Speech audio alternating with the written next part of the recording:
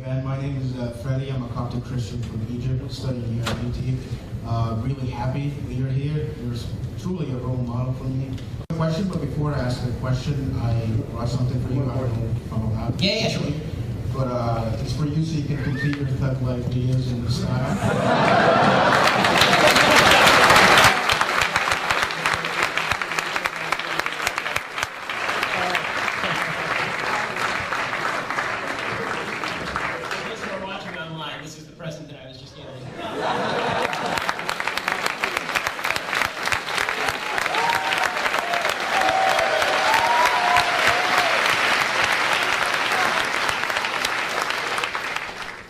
So now my question is, I grew up in Egypt. Obviously, I'm a Coptic Christian, suffered from persecution.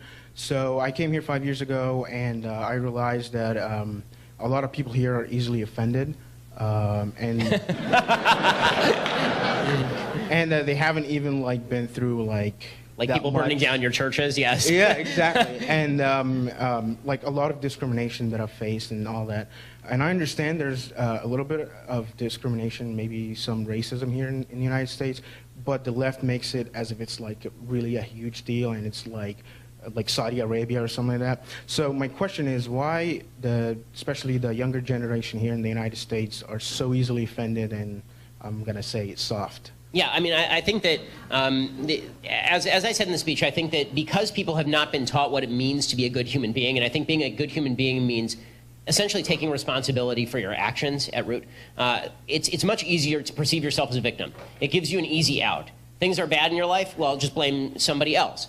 You know, you're not succeeding, someone you know isn't succeeding, it must be due to some societal obstacle. Now, as I've said 1,000 times, and I'll say 1,000 more, if you can show me a specific instance of discrimination happening, then I'm perfectly happy to stand next to you, as everyone I'm sure in this room is, happy to stand next to you and protest it. But instead what we get are broad generalizations about racism in American life. There's no way to fight that, and it's really just virtue signaling, because then as soon as I say, well, you know, I don't see evidence of broad discrimination in American life, oh, you're ignorant.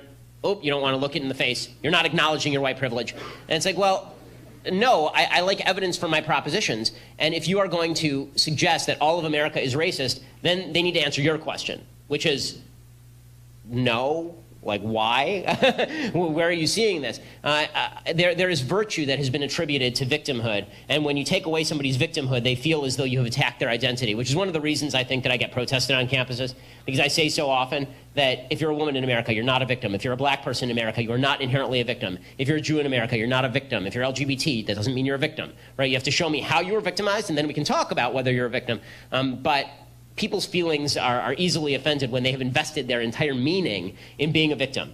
And as I say, you can invest your identity in, I'm a hard worker, or I'm a good person, or I'm a person who tries to fulfill what God wants of me. Or you can invest your identity in, I'm a victim of society.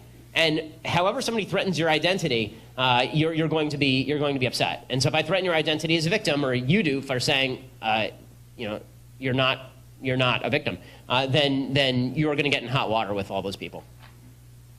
Thank you.